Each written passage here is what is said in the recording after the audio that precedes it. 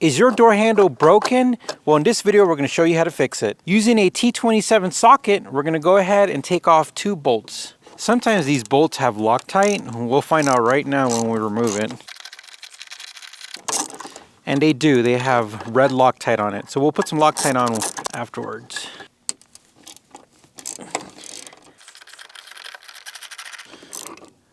All right. Yeah, you can see the Loctite on it. I also noticed that they have a washer, a plastic washer. It's a white one. We're going to make sure we keep that. Okay, removing this out. This is it. And this is where it broke right here. So we got a new one right here. I did order 2 from Amazon, and the other one did not look, didn't have this type of finish. It looked real cheap. So we're going to put this one in here. I think this is the right one. And go from there. All right, we cleaned off a little bit of the Loctite, the residue, and now we're going to put on some Loctite. We have blue, we don't have red, but that's good enough. I'm going to put a little bit like this and on my finger.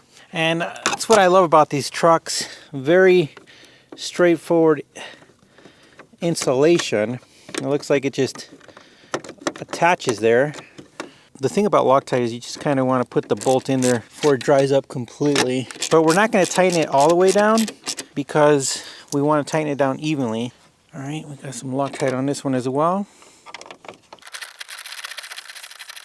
All right, now we're going to go back down here. Like I said, this is a piece of plastic, so we don't want to Gorilla tighten it. We want it nice and snug. The Loctite will do the job, and let's test it out. And just like that, it's fixed.